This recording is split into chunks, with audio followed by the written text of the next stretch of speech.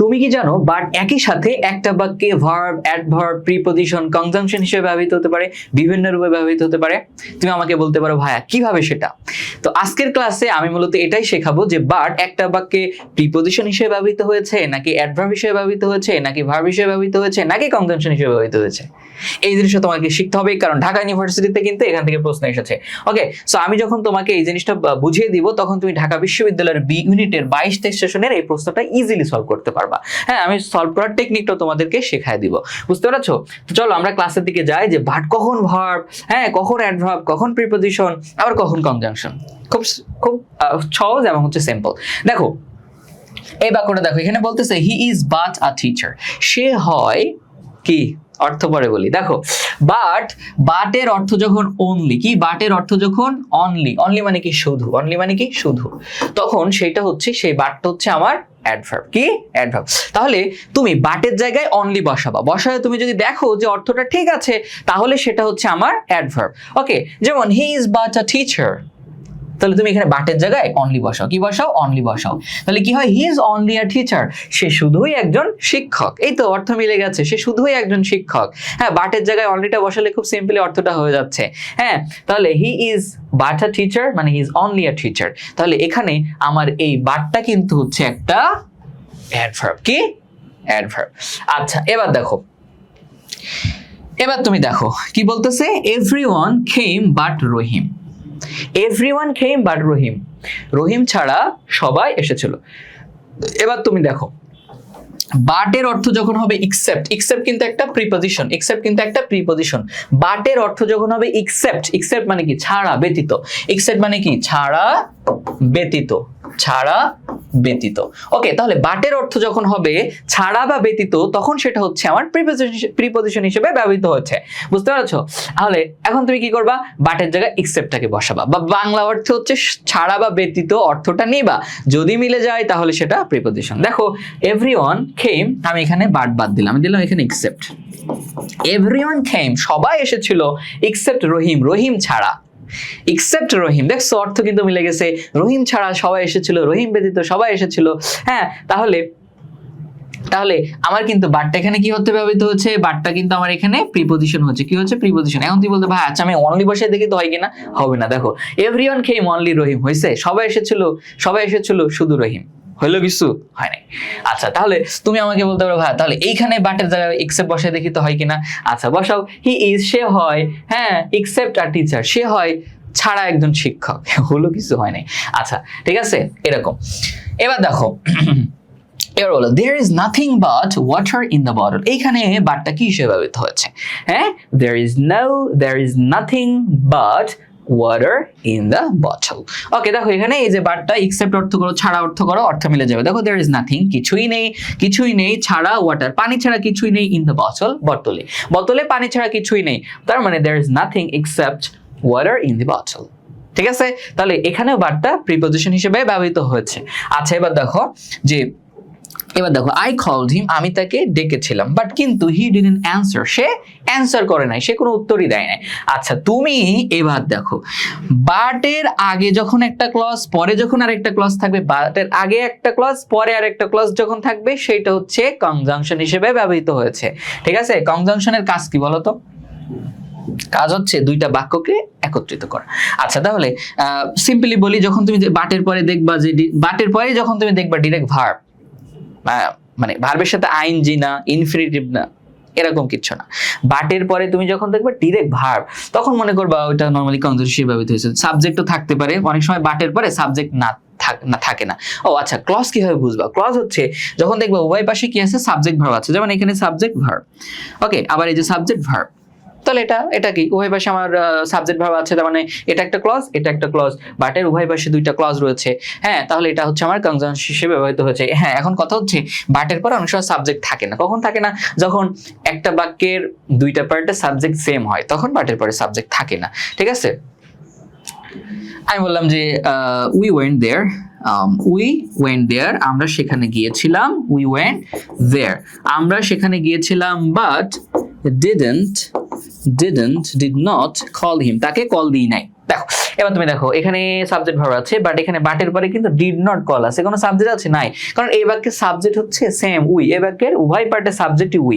আমরা সেখানে গিয়েছিলাম কিন্তু আমরা কল দিই নাই তাকে, আমরা কল দিই নাই, আমরা গিয়েছিলাম আমরা কল দিই নাই, উভয় পার্টের সাবজেক্ট যেহেতু উই তাই এখানে বাটের পরে ওইটা নাই। আচ্ছা গেল, এই জিনিসটা ক্লিয়ার। এবার তোমরা হচ্ছে এইবার দেখো 22-23 সেশনে এই কোশ্চেনটা সলভ করে দিই, খুব সুন্দর একটা ট্রিক শেখাই দিই, সলভ করে দিই। দেখো এই সেম নিয়মে কিন্তু আবার প্রশ্ন আসতে পারে। এখানে বলতেছে which of the following uses, নিচের কোন ব্যবহারটা uses, which of the following uses of the preposition, sorry এখানে বলতেছে which of the following uses of the preposition but is correct, বলছে নিচের প্রিপজিশনের ব্যবহারের নিচের প্রিপজিশন বাট এটার ব্যবহারের কোনটা হচ্ছে সঠিক। ঠিক আছে, মানে নিচের কোন বাক্যে তোমার বাটটাকে সঠিক প্রিপজিশন হিসেবে ব্যবহার করা হয়েছে। তাহলে এই বাক্যটা তোমরা দেখো, আমরা দেখবো যে কোন বাক্যে বাটটা প্রিপজিশন হিসেবে ব্যবহৃত হয়েছে। আচ্ছা প্রথমটা দেখবো, আই এম শিওর, আমি নিশ্চিত, no one but he would do such a thing. দেখো কিচ্ছু দেখার দরকার নেই, বাট বলেছে না প্রিপজিশন হিসেবে ব্যবহৃত হয়েছে। ওকে, এবার আসে দেখো বাটের পর এখানে কি আছে, প্রোনাউন কি আছে, হি আছে, সাবজেক্ট ফর্ম আছে।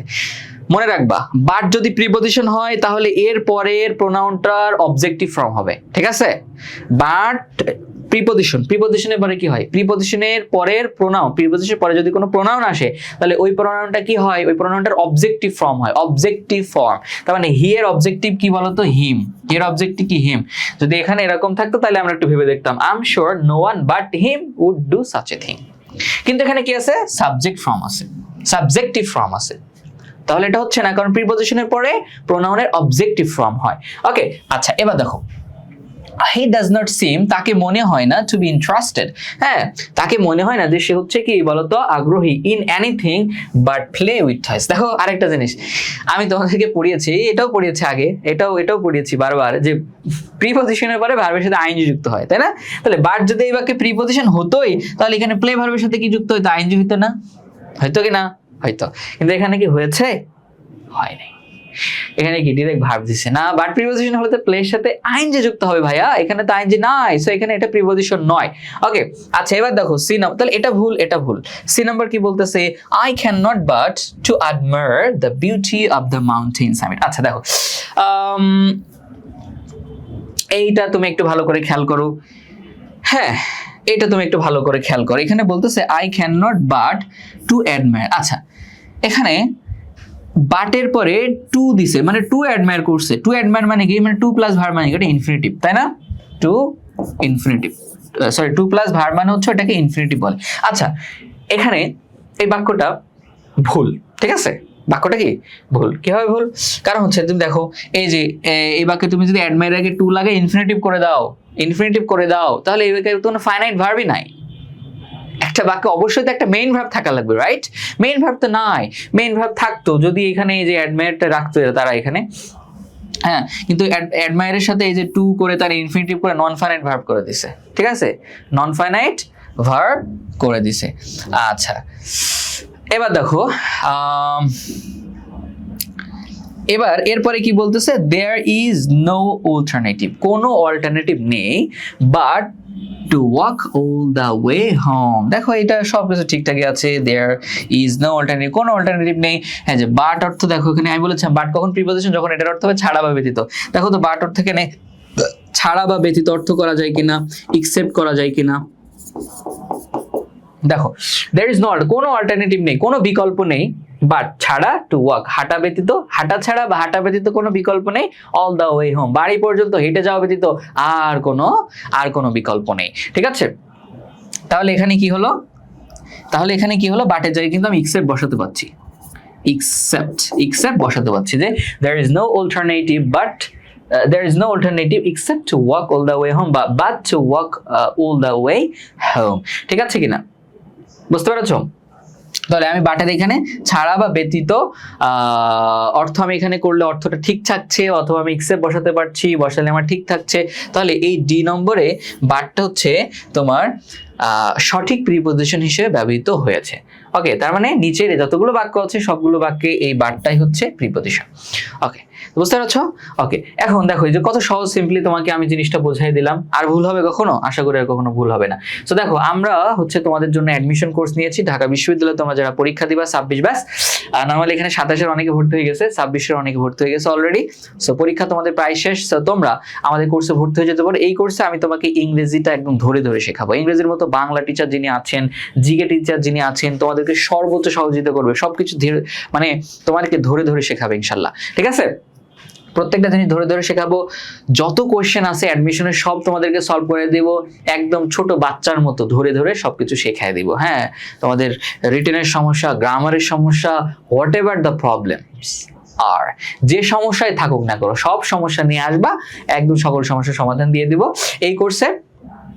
তুমি যদি পাসে অগাস্টের আগে ভর্তি হও তাহলে মাত্র 2500 টাকায় আমাদের কোর্সে ভর্তি হয়ে যাও, মানে 1500 টাকা ছাড়ে 2500 টাকা আমাদের কোর্সে ভর্তি হয়ে যেতে পারো।